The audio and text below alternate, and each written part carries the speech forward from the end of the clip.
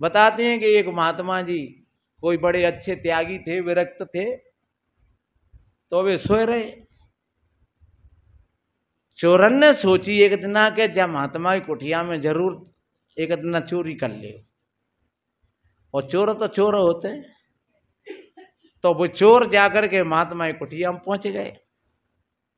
तो महात्मा पर कुछ नहीं था, महात्मा पर सिर्फ एक कंबल था, वही ये ओढ़ के सोए रहो। अब चोर ने जाकर के धीरे धीरे धीरे धीरे, और वो और तो कुछ मिलो नहीं कुटिया में, तो वो कंबर भी खेचे वो शुरू कर दो बिन्ने। और महात्मा जी बैठे है गए, सोई चोर घबराए गए। माने कि भैया तुम चिंता मत करो, पर थोड़ा सो मोह यूं अफसोस हो कि तुम वो सूचना दे देती ने का, तो शायद उनको मांग मूंग के ले आते और ने का ज्यादा कछु तो तुम ले जाते। अब हूँ तो बीते कोई एक दिन को मांग के लातू, सो भैया हूँ खाए पी के बैठा पर अब वो तो यूं है कि अब तुम जैसे रीति हाथन जाओगे, तो अब क्या किया जाए। अब चोर थोड़े से शर्मिंदा भये, बोले बाबा भैया तो अब का करो जाए, तो भैया हमें क्षमा कर दे, और कछु कहियो मत कहा ऐसे क्षमा नहीं करेंगे, अब ये कमर हुए तो अब तुम जाइए ले जाओ। अब देखा तो महात्मा के शरीर पे और कपड़ा नहीं, तो चोरन ने देखो रे कि महात्मा तो बिल्कुल जाए शरीर पे कपड़ा ना ने हती जा कमर में ओढ़ के दरवाजे, जेई जाके कुर्ता कमीचे, जेई जागी कुर्ता धोती है, जेई जागी सौर रजाइए, जो कुछ होता सो कंबर हुई है। महात्मा ने कही भैया अब अगर तुम इस कम्बल को लेकर के नहीं जाते हो तो फिर तुम मेरे साथ में अन्याय करते हो, क्योंकि ये मेरा भी नियम है ऐसा, क्यों तुम 2-4 दिन पहले सूचना दे दी तो मैं ज्यादा कछु मांग तांग के ले आते हो, पर अब और कुछ नहीं है, ये कम्बल ही है, तो फिर तुम अब जाइए लेकर के जाओ। अब महात्मा ने जोर दे करके कहा, अब बेचारे ने वो कमर लेना पड़ा।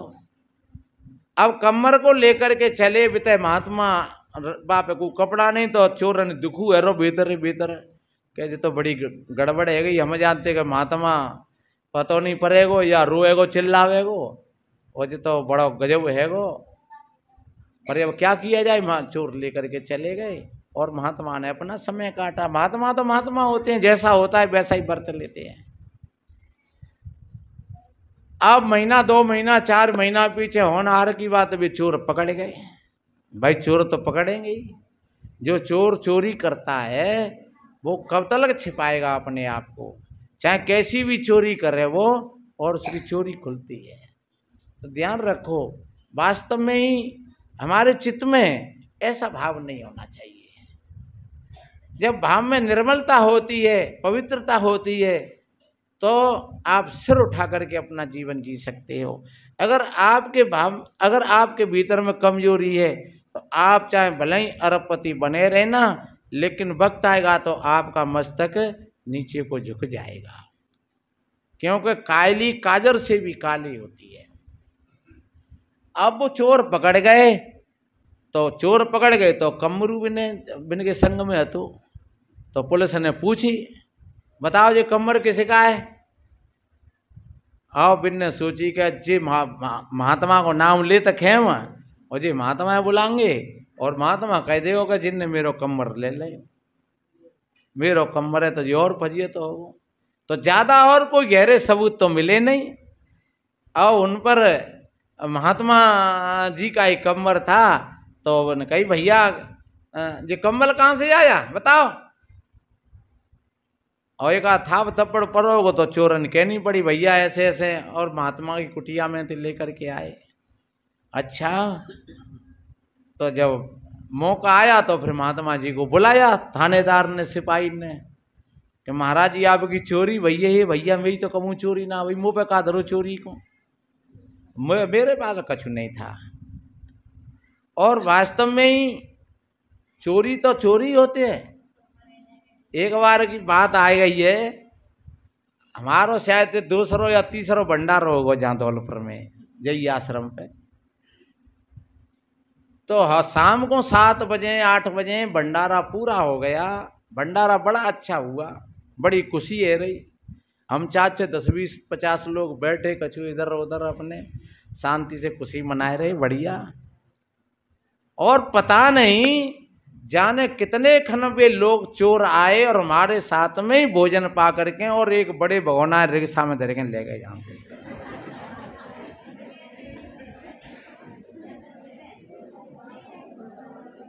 और हमें कुछ नहीं पता, हमें तो अब खुशी मनाए रहे, सत्संग है वो बढ़िया, भंडार है वो बढ़िया। अब होनहार की बात पे 2 जने, एक तो बताए रहे कि कोई कुशवा को लड़का तो और एक मुसलमान को लड़का को, तो वे दोनों एक बने में माँ को मालिक बने को भगोना को, और एक को कहे थे दलाल बने को बेचवाए मारो। तो एक मुसलमान का ही होटल है जहीं जगदीश टॉकीज थे बातरम, तो वहाँ जा करके कही भैया एक भगोना ले ले और बड़ो अच्छो है और मत दो पट जाओ, और बाको मोड़ा बीमार है ताती बेच रहो। हाँ, मोड़ा को इलाज करावे को बाने के ले आओ कहाँ है, सुबह ने बोलवा वो मंगवा लो वहाँ में जरूरी के सामने। क्या क्यों भाई तेरा है भगोना जी? के हाँ साहब मेरो ही है। तो वो होटल लगाओ, वो मुसलमान हो तो, और बे तो वो मालिक बनो भगोना को, वो मुसलमान हो तो माने कि जी तेरा भगोना है? कि हाँ मेरो ही है। कि तेरा ही है? कि हाँ मेरो ही है। तो कि तू कुरान की किस्म खा कर के कह कौन है तू? मुसलमान? तो पहले पूछ ले तू कौन है? मैं जी कुशवाए और मैं मोमडोन हूँ। तो तू कुरान की किस्म खाए के कह के तेरो ही भगोना है। माने करी तो एक दो गाल है चांटो आगे तो भंडारो है रो आज कबीर आश्रम पे जी बहन चुहाते लाए जा भगोना है। वह 4-10 लोग जुर पड़े, होनहार की बात वही थानेदार की गाड़ी आएगी। क्या हो रहा है, क्या हो रहा है? बोले हजूर जी चोरी करके लाए जी, जो भगोना लाए जी। थानेदार ने आकर के देखे टकटोरे से दे बीते सु 2 किताब और जाते ले गए सुबी दे खड़ी, एक हमारी भजनावली थी और एक बीजे को तो सुबी देखी। तो वो मचकुंड रोड कबीर आश्रम वे किताबन पर तो पता डर रही है। तो ने कि बाबा बुला करके लाओ। सो एक लड़का को मोटरसाइकिल थी आओ मारे हम जहाँ बैठे तो बाबा तुम्हारी चोरी है गई है? भैया हमारी तो वही ना ने, हाँ भाई ना चोरी बोरी भाई कछु है गई ये बाबा कछु चोरी है गई तुम्हारी, चलो कहीं थानेदार बुलाए रहो। मैंने खाई की चोरी है गई काये ले वो।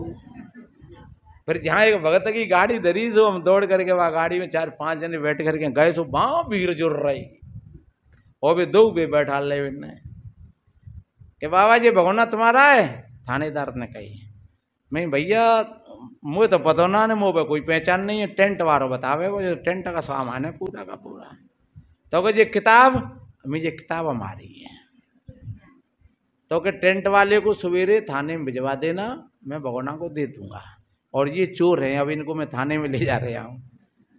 तो मैं अब जिनको कहा होगा थाने में क्या वो आप आश्रम पे जाओ, अब जो कुछ होगा वो हम देखेंगे। वो तो कहा 150 ले ले बजाए थे होंगे वे तो बेचारे तैये से जी वे। कहने का तात्पर्य महात्मा लोग होते हैं, महात्मा फिर भी ऐसा नहीं चाहते हैं कभी। मैं बोल रहा था कि जब महात्मा को बुलाया और महात्मा से पूछा कि तुम्हारी चोरी हो गई, महात्मा ने कही भैया मुंह पे का धरो। अरे कि ये कम्बल किसका है? अरे कि भैया कम्बल तो जी मेरो ही है, पर मैंने तो जिन्हें दयो, जिनने चोरी थोड़ा ही करी, मैंने तो इनको दिया था ये कम्बल। इन्होंने बेचारों ने चोरी नहीं की है मेरी, तो तुमने क्यों दिया? अरे भैया दे दो, जिन्हें जाड़ो लग रहा तो मैंने दे दो, जिन्हें सर्दी लग रही तो मैंने इनको दे दिया कम्बल अपना। और भैया इन चोरन की कोई गलती नहीं है बेचारों की, और इनको छोड़ते ना, इनको परेशान मत करना। अब महात्मा की मोहर लग गई कर रही तो उन चोरों को बजा दिया। महात्मा आगे कुटिया में, और दूसरे तीसरे दिन फिर भी चारों के चारों चोर फिर आए महात्मा के पास आकर के, और वहीं दे कनक दंडोत देते भाई और महात्मा के पैर छुए और कहा, गुरुदेव आपने हमको बचा लिया।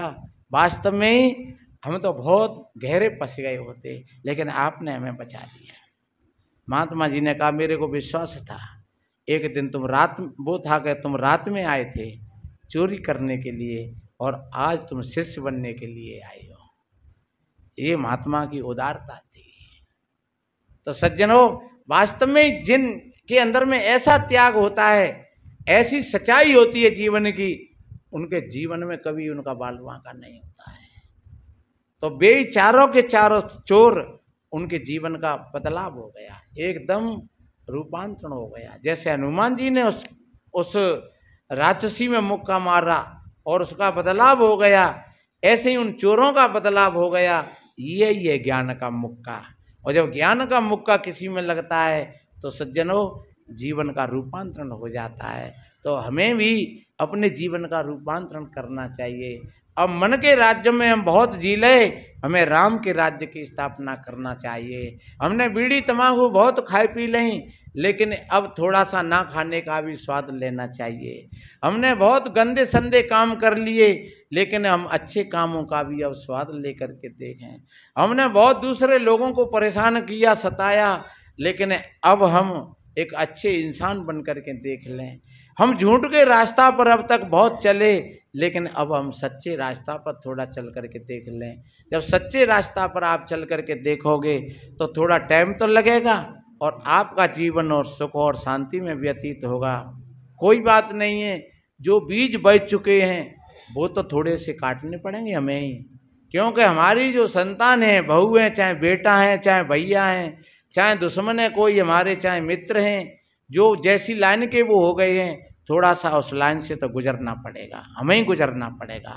तो आप हिम्मत मत हारिए, वो भी समाधान हो जाएगा आपके जीवन का, जब आप हिम्मत के साथ उसका सामना करोगे।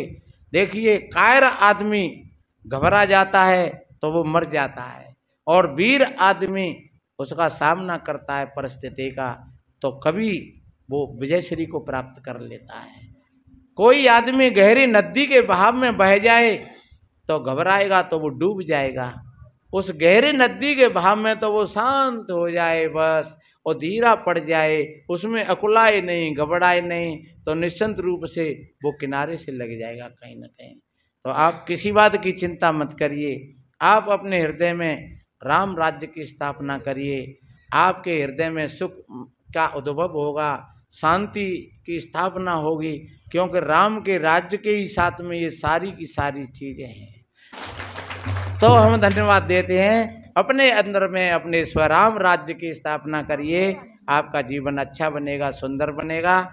आज अब इन्हीं शुभ मंगल कामनाओं के साथ आप सभी भाई बहनों के लिए कोट कोट साधुवाद, धन्यवाद। सभी का जीवन आनंद में हो, सभी निरोग हों, सभी स्वस्थ हों, इन्हीं शुभ मंगल कामनाओं के साथ बोलो सदगुरु कबीर साहिब साहिब बंद।